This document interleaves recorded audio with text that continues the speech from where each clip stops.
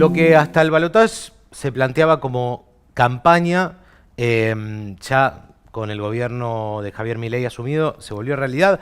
Es el miedo. ¿El miedo a qué? A perder el trabajo, el miedo a que no haya un Estado que pueda llegar a atajarnos, a cuidarnos en situaciones de vulnerabilidad, y el miedo a que se rompa cualquier tipo de contrato social y de división de poderes y de republicanismo, como muchas veces el liberalismo argentino se jacta de defender.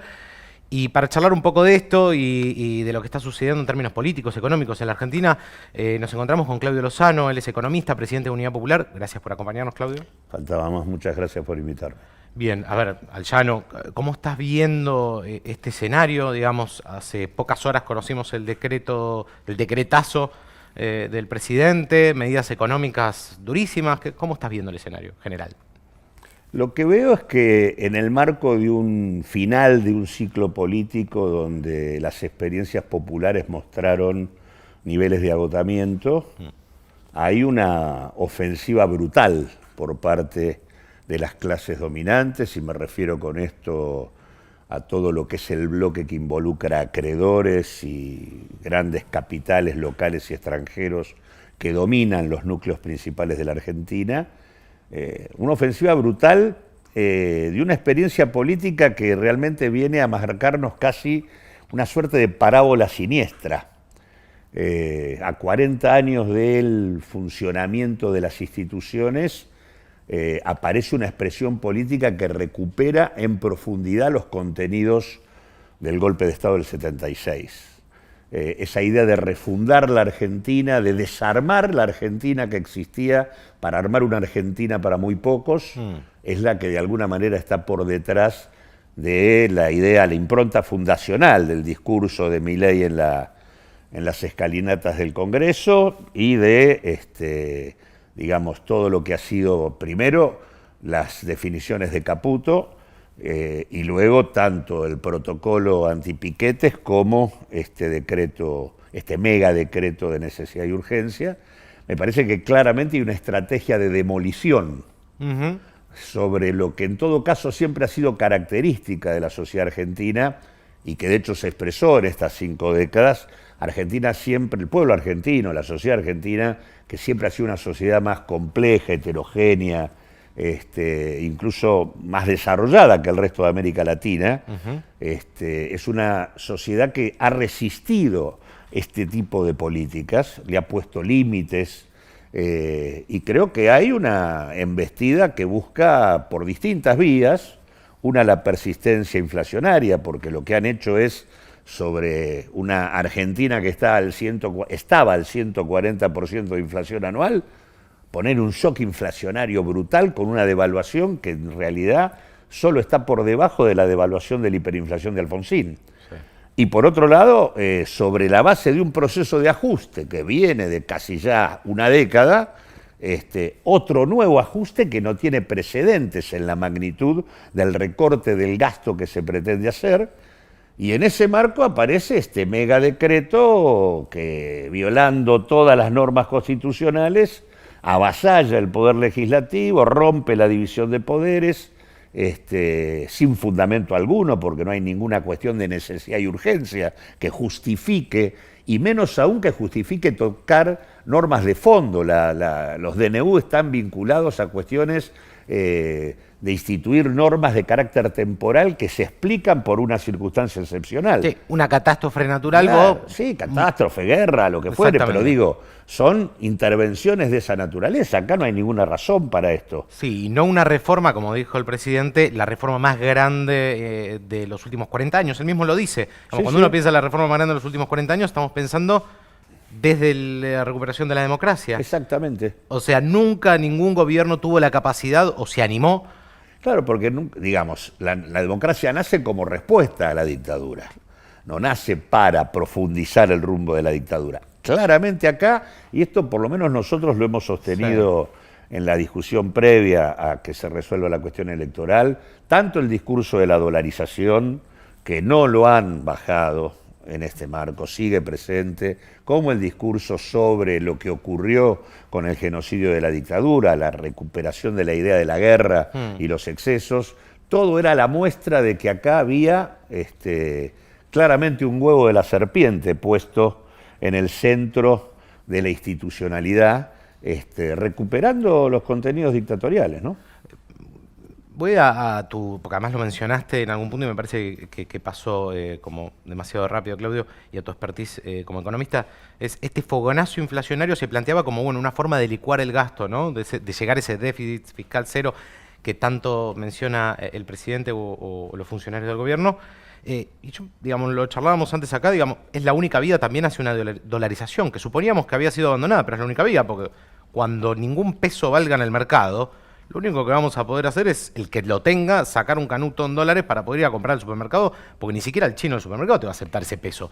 ¿Es así? ¿Es un delirio? No. Yo creo que están coqueteando con la hiperinflación como camino posible a la dolarización. Y de hecho, por eso enfaticé la devaluación, no es cualquier devaluación, es una devaluación que está por encima de la de Martínez de Oz, que está por encima de la del Rodrigazo, está apenas por debajo de la de Alfonsín, de las dos de Alfonsín en el marco de la hiper que tuvo el final de su gobierno, pero que además se aplica sobre un 140% de inflación anual que ya existía. Y además incluso han tomado ahora la determinación de bajar las tasas de interés en términos nominales, con lo cual la salida de depósitos con destino al dólar es un dato adicional que vamos a tener seguramente a partir del mes de enero. Así que en este sentido, y aparte esto combinado con la desregulación general de los precios, o sea, es devaluación desregulando el sistema de precios, por lo tanto la carrera de los precios se retroalimenta. Así que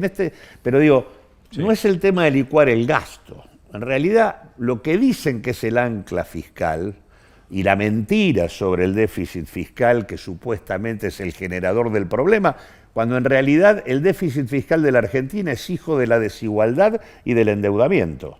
Es hijo de una clave estructural de la Argentina de los últimos 50 años, que fue el endeudamiento de los capitales privados para acumular financieramente y luego estatizado, que eso en su proceso de renovación permanente va generando una clave estructural del déficit, y por otro lado la desigualdad, que implica aquellos que no pagan o que pagan muy poco en materia tributaria. Cuando uno mira, vos tenés que el 50% del déficit son intereses de deuda, y tenés que prácticamente la otra mitad son los recursos que deberían cobrar si no se recaudan por las exenciones vigentes. Si vos cobraras lo que tenés que cobrar y sacaras los intereses, el Estado argentino estaría en equilibrio.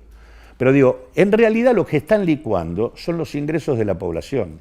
El ancla inflacionaria, antiinflacionaria que están planteando tiene que ver con los salarios en el piso, tiene que ver con los programas sociales destruidos, tiene que ver con los ingresos de los saberes jubilatorios pulverizados, tiene que ver con pisar completamente aquello de lo que depende la mayor parte de la población. Lo que provoca recesión, lo que provoca menores ingresos para el Estado y provoca, supuesto, otra vez volver a, suponiendo que es una rueda, volver a tener más déficit. Es una rueda, es muy difícil alcanzar el déficit cero en un contexto de estancamiento o de recesión, porque a medida que se va cayendo la actividad, vos tenés más dificultades para recaudar y consecuentemente tenés que volver a ajustar. Y esto no es teoría. No. Digamos, esto lo vimos en la historia argentina y en la historia de Occidente. Esto fue el final de Cavallo en la convertibilidad. Ahí él mismo planteó el déficit cero y así terminó. Claro. Pero además es lo que se reproduce en cualquier economía occidental, más o menos de los últimos 100 años, ¿no? Digamos, vos aplicás políticas recesivas supuestamente para parar una emisión, ¿no? Para no tener esta mirada monetarista de no tener pesos, en nuestro caso, circulando por demás, que te genera supuestamente una inflación o es la única variable inflacionaria, y lo que generás es una inflación a futuro, digo, mayor, bien, déficit a futuro. Puntualmente el decreto el decretazo que sacó el gobierno, no es inclusivo.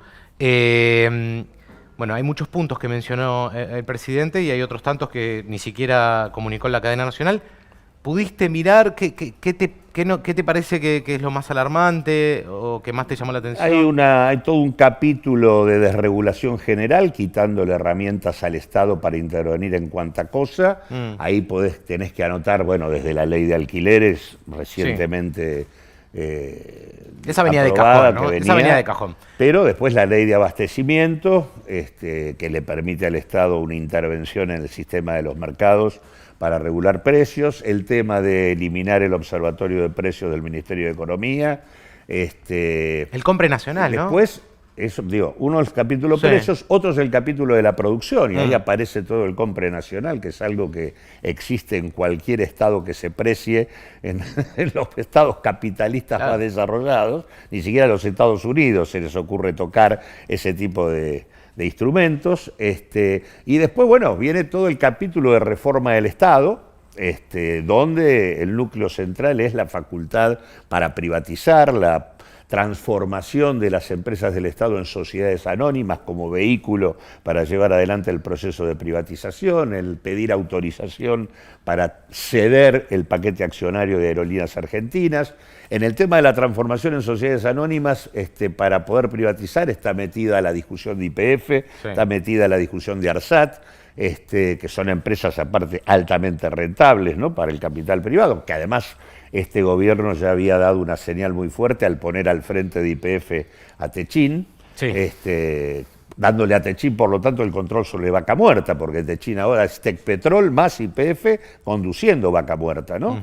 El yacimiento que en realidad tiene la reserva mundial más importante, la segunda reserva mundial en gas y la cuarta en petróleo. La joyita, lo La que venía a cosita, salvarnos, ¿no? Exactamente, Supuestamente. eso hoy lo conduce Techín. Y le están abriendo la puerta, vamos a ver, porque en realidad ahí hay otros temas. Obviamente este DNU, en tanto prospere, pasaría por encima de lo que serían hoy las limitaciones que existen para tocar YPF, porque las acciones de YPF están en el Fondo de Garantía y Sustentabilidad y por lo tanto para sacarlas habría que tener más de 2/3 del voto en el Parlamento. Sí. El DNU entraría en colisión con esto y habría que ver cómo se resuelve, pero digo, es un intento de ir en esa dirección.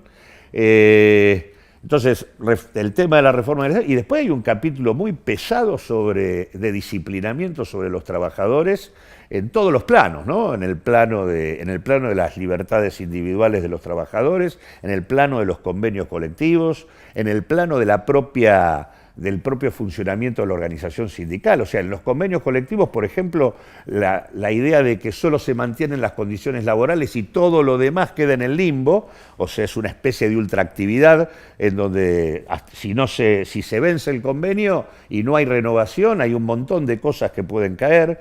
El tema también de que se podría ir sobre las organizaciones y reclamar poner en discusión el cobro de las cuotas sindicales y de diferentes cuotas asociadas al financiamiento de las organizaciones, el tema de las limitaciones al derecho de huelga y a las asambleas al interior de las empresas. Digo, hay todo un paquete enorme que en realidad, prácticamente las condiciones de lo que entendemos como república y democracia desaparecieron con este decreto. Eso, ¿no? Digamos, por decreto modificar leyes que llevaron semanas, meses de discusiones en el Congreso, acuerdos, consensos, negociaciones, en el mejor de los sentidos, ¿no? Así es. Suena a tiranía, digamos, si uno lo estudia en historia, Sí, estudia aparte, que bueno, en la antigua Grecia eso... y en ese marco el protocolo, que en realidad transforma en delito el derecho a la protesta.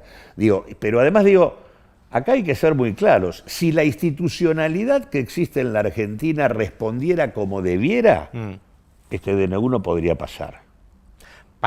A ver, primero, vamos por partes porque hablamos por ahí de una respuesta que incluso puede ser en la calle, que ya la tuvo la primera noche, espontánea, en algunas ciudades de la Argentina.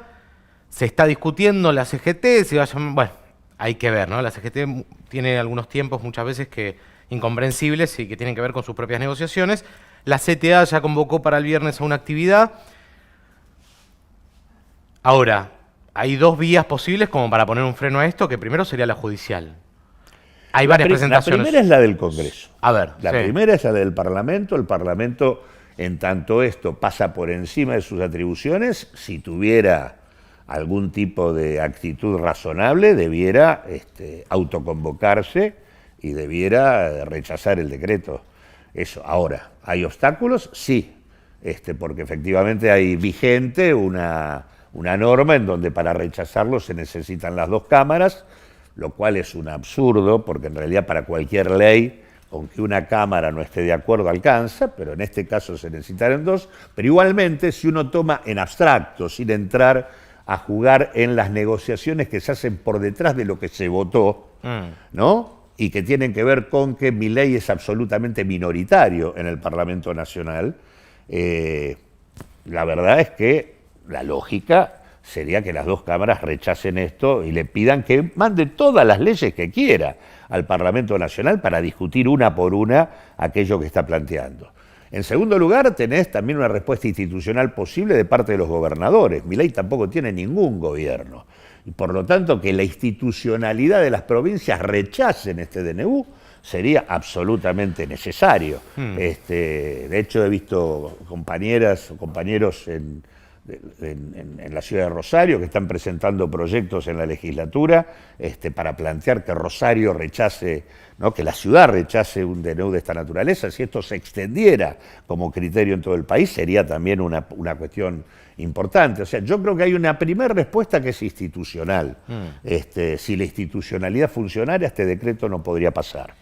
Y creo que además el bloque de Unión por la Patria, más lo que sería un espacio que razonablemente debería tener diferencias con esto, que es el radicalismo. Si el radicalismo deja pasar esto sin decir absolutamente nada, bueno, la verdad que ya casi te diría que lo que queda de Alem e Irigoyen es directamente inexistente.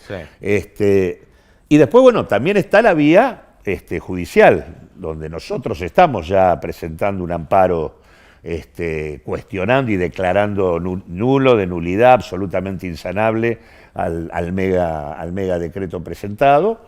Lo estamos presentando, va a caer en el juzgado número 2 del doctor Fornari. Lo estamos presentando con Unidad Popular, con la CTA Autónoma, con la Asociación Trabajadores del Estado, con el Observatorio por el Derecho a la Ciudad. Estamos todos apuntalando la posibilidad de que si hay un fallo razonable sobre este tema, inmediatamente podamos escalar hacia la Corte, claro, para que efectivamente intervenga declarando lo que es evidentemente inconstitucional. Bien. Y a partir de ahí viene el accionar político, que es el otro elemento que tenemos, y ahí, bueno, acá se necesita una estrategia defensiva inmediata, porque si no hay una estrategia defensiva inmediata y esto corre, efectivamente la capacidad de daño es muy grande. Muy grande, tan grande que por eso dije, esto es una estrategia de demolición. El nivel de derrumbe en los ingresos que se va a producir en el lapso de 3 meses, con tasas de inflación del 30 o 40% mensual, el hundimiento de la actividad económica que vamos a tener y la posibilidad de avance en términos de saqueo sobre los bienes públicos y sobre los recursos de la Argentina, asociado también a nuevos ciclos de endeudamiento, porque ya abrieron la puerta para estatizar el endeudamiento por importaciones de los capitales privados, están buscando un nuevo desembolso por parte del fondo, o sea que endeudamiento, destrucción del poder adquisitivo y saqueo son las claves de algo que ya conocimos, porque en realidad todo el discurso de Milei es el mismo discurso que uno encontraba en Martínez de Oz, es el mismo discurso que tenía Cavallo, la idea de que el Estado interfiere y que por lo tanto si sacamos al Estado se abren los mercados competitivos. En realidad cada vez que esto ocurrió,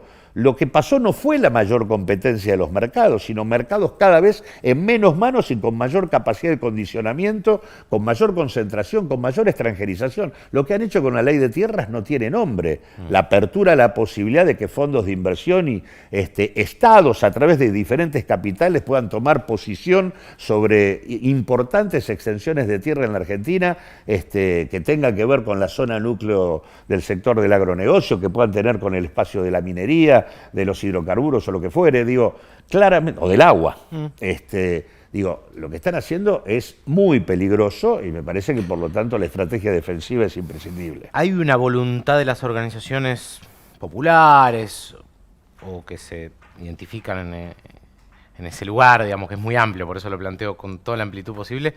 ¿Ves un lugar ahí de construcción, incluso con identidades que históricamente se vieron siempre, ¿no?, rechazadas o no se sentían tan cómodas?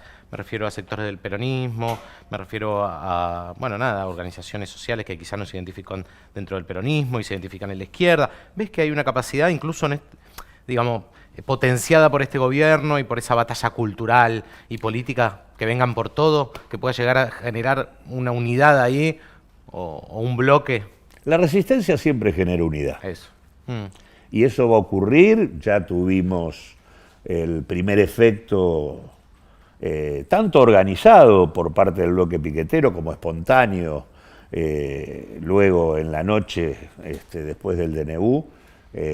Me parece que la resistencia en la Argentina es parte del ADN de la política en nuestro país y de las características de nuestra sociedad. Por eso es que hay un intento de demolición, porque hay mucha capacidad de resistencia y las organizaciones populares son muy sólidas. Por eso el ataque, el protocolo, la idea de ir sobre la intermediación, que más allá de que la intermediación se podría resolver con mucha más facilidad, en lugar de discutir la intermediación en los planes, ¿por qué no los universalizás? Y ahí la intermediación desaparece. Que es algo que planteaban ustedes en los Entonces, últimos años, ¿no? Es lindo, resulta que no querés intermediarios, pero ¿por qué no universalizás el La plan renta potencial básica, trabajo? ¿no? La renta básica claro, universal. digo, si vas a la renta básica, te preocupa el potenciar trabajo como un instrumento de las organizaciones, ¿por qué no lo universalizás? Y vas a ver que las organizaciones van a seguir existiendo para discutir otras cosas. Pero bueno, lo que digo es, me parece que hay una estrategia de demolición, casualmente porque la Argentina tiene en su ADN una capacidad de resistencia importante. Me parece que en ese sentido lo que sí me parece que hace falta es abrir sin tapujos el debate sobre la razón por la cual llegamos a lo que llegamos. Y qué es lo que nos está diciendo que ocurre. Yo creo que hay que tratar de asociar a la resistencia a convocatorias nuevas, para no resistir simplemente para volver a lo que ya fuimos. Bien. Porque creo que eso es una trampa. Bien. Y creo que hay cosas muy potentes que quedaron planteadas luego del resultado electoral. Yo creo que, y básicamente son tres. Una, ¿con qué sujeto político construimos la Argentina que queremos transformar? Dos, el tema de qué pasa con la idea de la democracia. Y tres, ¿qué pasa con la idea del Estado? Son tres cuestiones que han quedado puestas en cuestión con lo que ocurrió. Acá está claro que con los trabajadores, los pueblos originarios, el movimiento de las mujeres, la multiplicidad de colectivos organizados en la Argentina es enorme.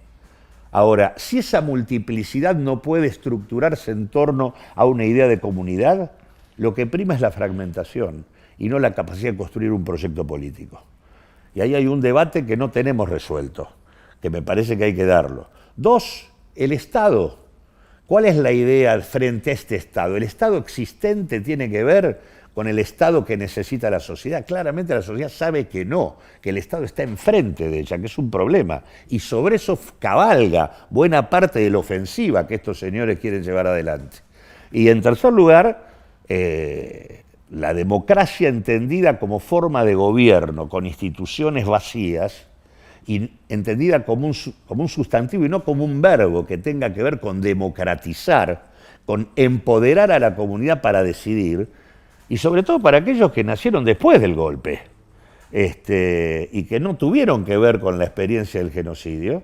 Digo, esto no es algo que enamore a nadie, lo que está ocurriendo con la Argentina. Por lo tanto, me parece que estas tres cuestiones son tres cuestiones claves para la construcción de una convocatoria distinta, que debe nutrir a lo mejor de la tradición nacional, popular, democrática, a lo mejor de la tradición de la izquierda, pero que debe conjugar las novedades de este tiempo del mundo, de la humanidad, para que la resistencia no sea solamente el retorno a lo que ya fue. Yo no dudo de que haya resistencia. Lo que me preocupa es que abramos el tiempo de la discusión que estamos necesitando como movimiento popular, porque si es esa orfandad donde cabalga todo esto que nos están queriendo poner encima. Me quedo un poquito más esperanzado con esto último, me gustó, Claudio, ¿eh? Hay que enamorarse y construir algo, ¿no? Y sí. Dejar de conservar lo que se supo construir y que siga vivo, mal, pero vivo. Gracias por acompañarnos, Claudio.